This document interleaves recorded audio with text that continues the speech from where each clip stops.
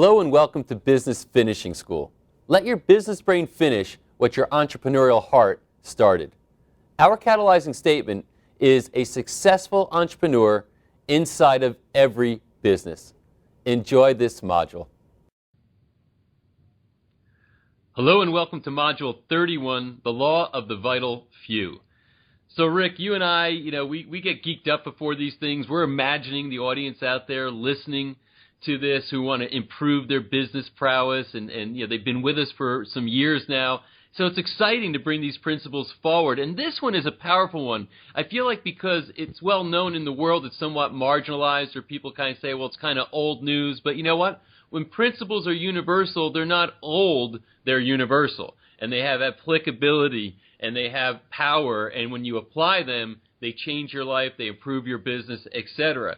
So this law of the vital few is also known as the Pareto Principle, or the 80-20 rule.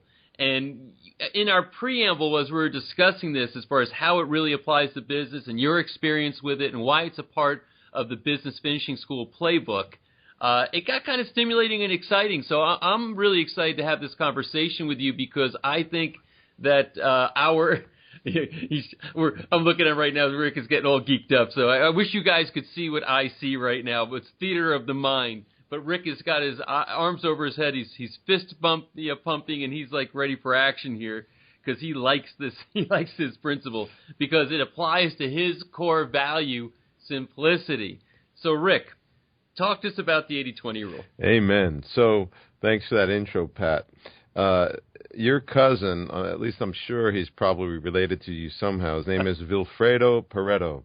He's got the right last name. He's got the right last name. He was an Italian economist.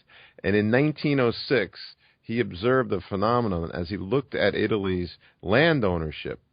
And he was perplexed and bewildered that no matter where he went, he found that in any given town, 80% of the land was owned by 20% of the population.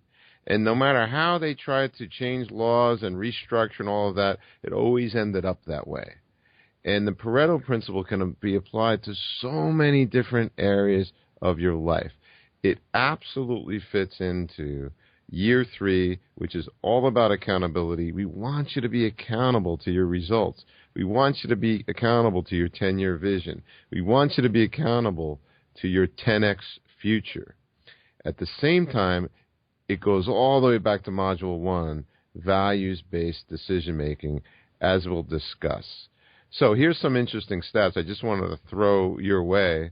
And Pat, please respond. Did you know that when you look at income distribution worldwide, that the richest 20% of the world earn 82.7% of the income, and the poorest 20% earn 1.4% of the income? So it's like 70 times higher, if you do the math right, that the richest or the highest income 20% versus the low. And I would be willing to bet that regardless of what governments try to do to mix and match and give to the poor and all of that, that's never going to change. That the richest or the highest income earners will always have a vastly higher percentage of income. Now, you're shaking your head. You want to respond. I just want to add, I want you to think about it from a completely different perspective and context. Let's say that your extended family has 20 people in it.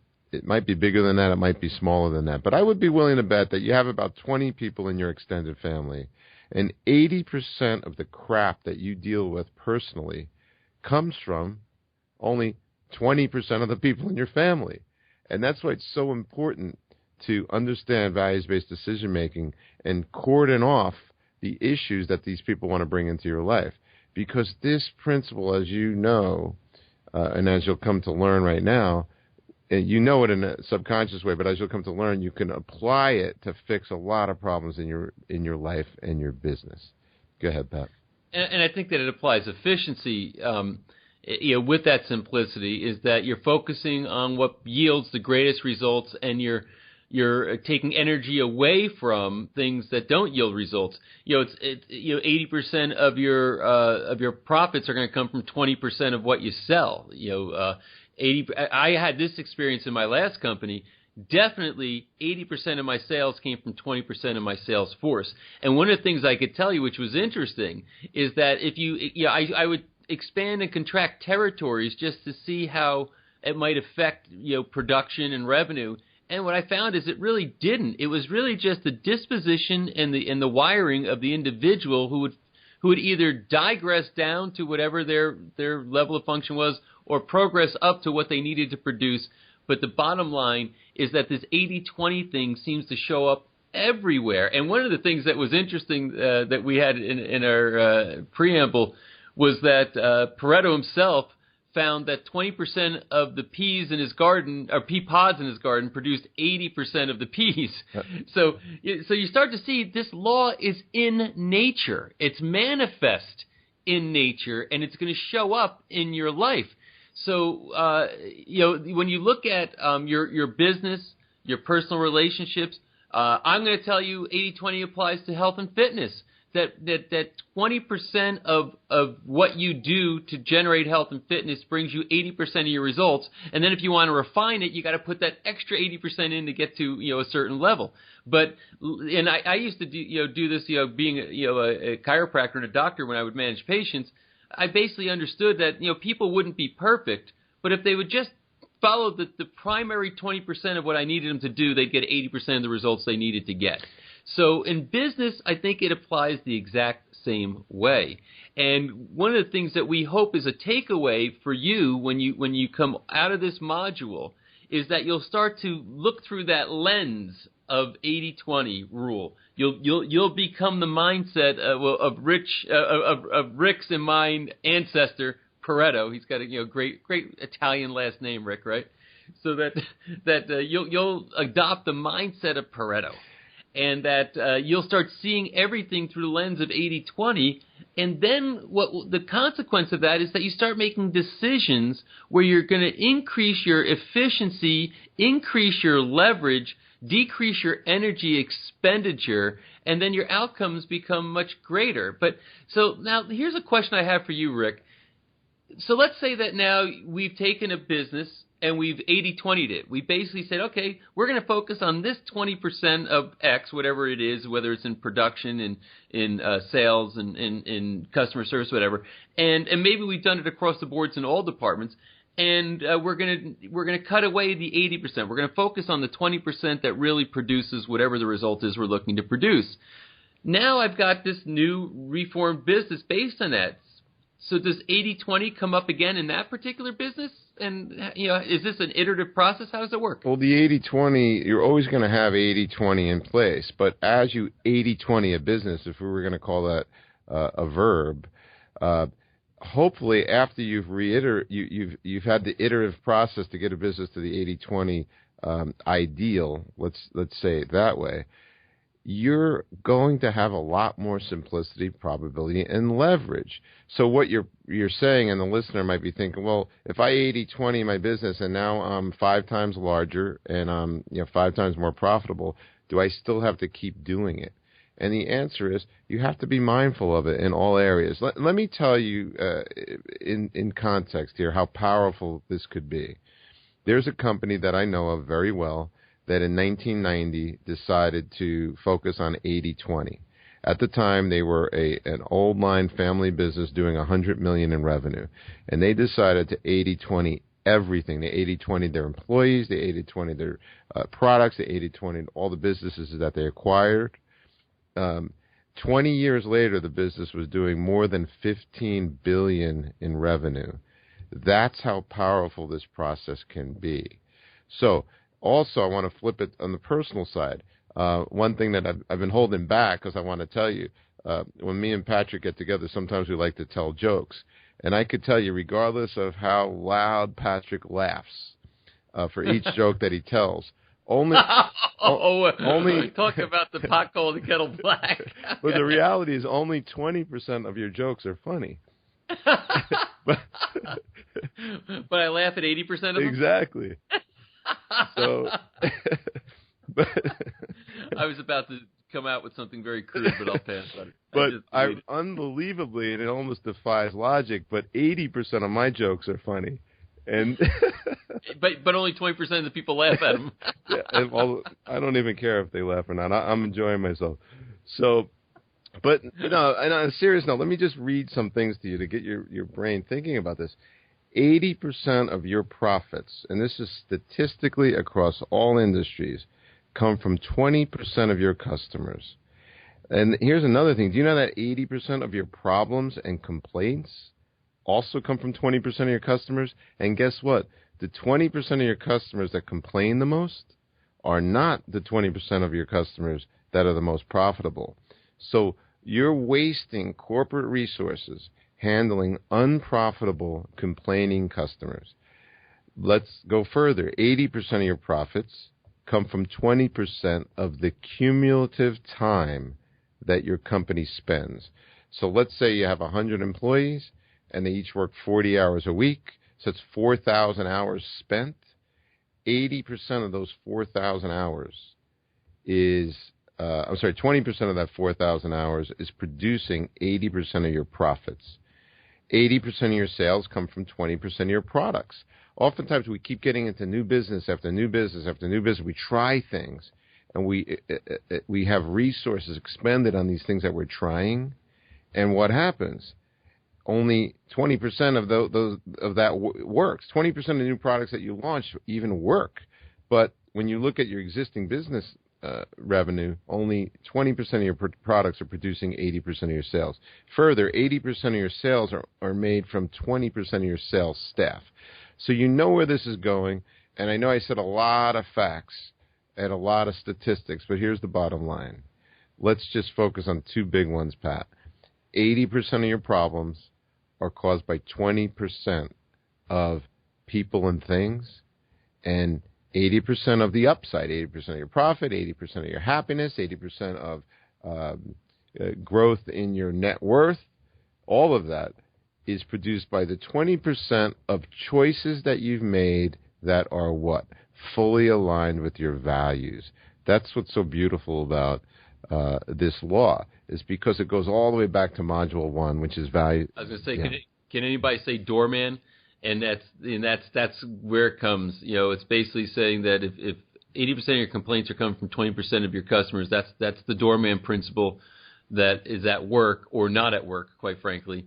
You need to, and I guess, it's like anything else, if we're going to stay on the metaphor, is, I guess maybe you got to hire a new doorman. In other words, the current doorman got you to your current level. Your room is full of a certain amount of people. If you decide to hire up, you're going to say, you know what, we're going to Pareto this thing. We're going to do the 80-20 rule. I'm going to get rid of the the customers that are bringing me 80% of my complaints, which is going to be 20% of them. And then what I'm going to do is hire a new doorman who's going to do a better job. And then it's, again, that iterative process that unfolds over time. But to show you, I think, the power of this, because it's a growth process. You cited the company that was started out at a $100 million company, ends up a $15 billion company because they kept applying the Pareto rule over and over and over again. They kept doing 80-20, they'd grow, and then they'd 80-20 the new business, because really when it grows from 100 million to 500 million, that's a new business. And then they apply it in that business, and then it grows to $1 billion, and then that's a new business. Apply it again, and it becomes this repetitive process. So, as you're listening to us right now, one of the things you should be considering is, okay, number one, where is the place right now in my business? And I would say that this is something that's driven by pain. So I'll ask the question this way, and it'll help be a clue for you. Where are you experiencing the most pain in your business right now? Just where is the most pain? And wherever that is, now you're going to find that there's an 80-20 application that you can go after that will help solve that pain point. And after you do, the pain will go away, the efficiency improves, and then you go to a different part of your business and say, okay, now where can I go 80-20? Now, one of the things, Rick, that I'm going to ask you to speak to here is that I think the kind of the impulse for most people is to just immediately go to sales, immediately go to revenue. And that certainly is a very important place to go when you think about 80-20. But aren't there other parts of the business that you need to 80-20 or think about the 80-20 rule? Well, clearly you need to look at your staff, and I would say that 80% of the problems in a business come from 20% of the people that don't honor your values. 80% of lawsuits are started from 20% of the people that should have never been in your room in the first place. So other than sales, yeah, I mean, you can, it depends on what your objectives are in your business. And the purpose of this module is to get you thinking about your business from a new perspective. If I was to hold up a TV set in front of you and ask you to describe what you're looking at, you would describe a screen and everything else. And I'm the one holding it up, and I would describe wires coming out of it and everything else. I'm looking at that object from a completely different perspective.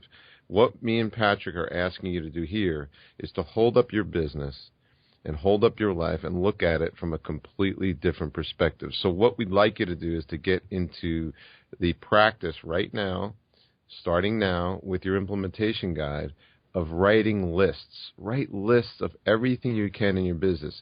Customer lists, email lists, list of employees, list of salespeople, list of expenses in your business. And ironically, 80% of your expenses in your business come from 20% of the line items. So I was hoping you were going to go there, actually, because I think that's another place, is that rather than looking at revenue, turn around and look at expenses. Mm-hmm. And see that 20%, 80% of your company's functions, or 80% of your company's expenses are only contributing to 20% of its functions. That there's got to be some efficiencies found there. Yeah, and to have you think about this even from a further perspective, you think about things like why I don't want to get into political debate here in any way, shape, or form, but you start thinking about government-sponsored health care. You know that 20% of patients use 80% of all healthcare resources. That's a proven fact. And to take it from another perspective, 80% of crimes are committed by 20% of criminals. So and all of this is scientifically proven. It's just how things sort out as a natural order.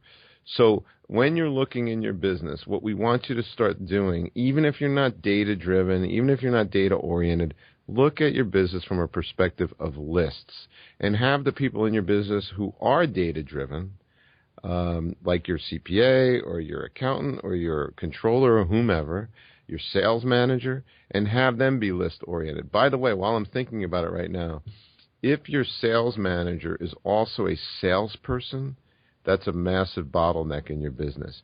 Your sales manager needs to be a data-driven, almost like an engineer type of person, and they're always looking at numbers, and they're always stacking and restacking product lines, salespeople, sales numbers, etc. So we're throwing a lot at you right now, and our hope is that after you finish listening to this module, that you find a few places in your business to apply this law. Now, I realize, Patrick, based on our preparation, I really didn't answer the question that you asked, although I came back to it. So let's be really clear that we're answering the questions that you're asking me. So hit me again. Well, I think you kind of touched on it, but maybe you can dig in a little more, is that there is the application of this not just to the revenue side, but also to the expense side. And here's a part of your career and your experience and something that you have a particular genius about. You're a turnaround guy. I've seen you go into businesses that are in big trouble and are financially really in big trouble, and you slash like 80% of their expenses. I'm making up the number, but that's what it is. That you literally go in there and basically look at what's going on, and you say, wow, okay, we're going to cut all this out. And I can remember in particular the one company you went into that they came back to you and said, that you can't do that, or the whole sky is going to fall. There's going to be all these, these consequences to you trying to, cut those expenses, et cetera, et cetera. And you went in there, and man, if I remember correctly, there was an enormous, like $11 million in expenses that you cut out on a $30 million company, if I remember, at $35 million company. And what happened? They got efficient. They started profiting. Things turned around. So how do you, when you're looking at expenses and equating it to, how, revenue and reconcile and saying we're spending all this money, but we're not getting any revenue from it. Get rid of it, and let's focus on what's going to generate revenue and make us profitable. So from that context, since this is a particular expertise of yours, and I believe that if you're not in crisis, it prevents you from getting in crisis. And if you're listening to us now and you're kind of struggling in your business, you have a challenge, I think what Rick will have to say about this will have a massively positive benefit for you. Well, what I would like everyone to do, regardless of how sophisticated you are, is have your CPA list all your expenses and list them in descending order from highest to lowest, and then have next to that a column of the percentage of the whole number that each of those expense items is. So, for example, let's say your payroll is your biggest number. So let's say your entire company has $10 million in expenses, and $6 million of that is payroll. That would mean that payroll is 60% of your expenses. And do that with each one of your expenses. And then what I want you to do is only focus on the 80% of expenses. What people often do when they're trying to turn around a business is they're focused on all these little things like the phone bill and the internet bill and the person who works the front desk who makes part-time $15,000 a year, but they don't focus on the vice president of sales who hasn't done anything in 4 years and makes $375,000 a year. Well, it's unbelievable that when companies are in crisis mode, they tend to focus on the smallest. They focus on the 20% that don't matter. So the bottom line is, even though 80% of your expenses in terms of line items, 80% of your line items, they might only aggregate to be 20% of your actual expenses, whereas 20% of your line items might be 80% of your expenses. So we're throwing a lot of numbers at you, but the bottom line is this. What you want to focus on, whether it's sales, whether it's revenue, whether it's products and all your product lines, whether it's expenses, regardless of what it is, you have to focus your energy on what's providing 80% of the positive. So that's where your energy needs to go. And I think people that are successful in building companies and turning things around and getting companies out of crisis have an unconscious way of doing that. And what we're trying to do here is illuminate this so that you're conscious of it and it becomes an unconscious way for you to operate. And I think that you can also do some scaling on this, so I'll give you another one right now. I can guarantee you that roughly 20% of your marketing dollars are generating 80% of your leads. So, and it's an important thing to track, saying, you know what? Or another way to put it, 80% of your marketing dollars are only generating 20% of your leads. So it's really important to just have the consciousness and the context to come and say, okay, what are the things that we're doing as far as marketing that are really effective as far as giving us some outcome? And I could tell you, for example, again, in my last company, we did a lot of print advertising. And we would track it, and we never got great results out of it, but it was expensive, and we felt like, we should do it because it was, supposedly a part of what you're supposed to do.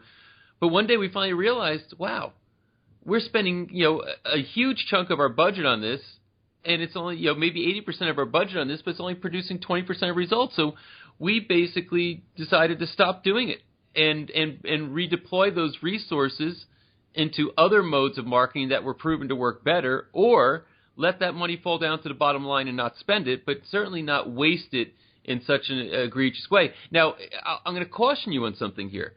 For a long time, we had the rationalization, and Rick, you would really understand this, where we said, yeah, but you know what? We can still say that we're profitable. In other words, we got enough leads to pay for the marketing, therefore it was worth it. But no. We're spending time and resource. We got to generate those ads. We got to manage those ads. We got to deal with these publications. We got to do all this work.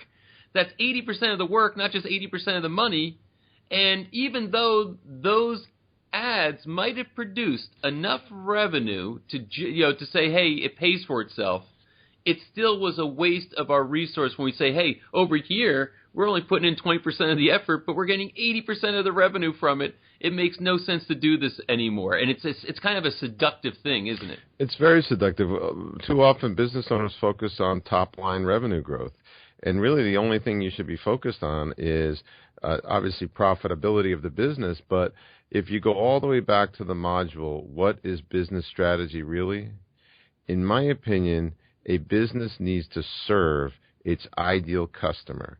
And so when you go back to that module and you decide what business am I in, who am I serving, who's my ideal customer, and how am I delivering my service or product to that ideal customer.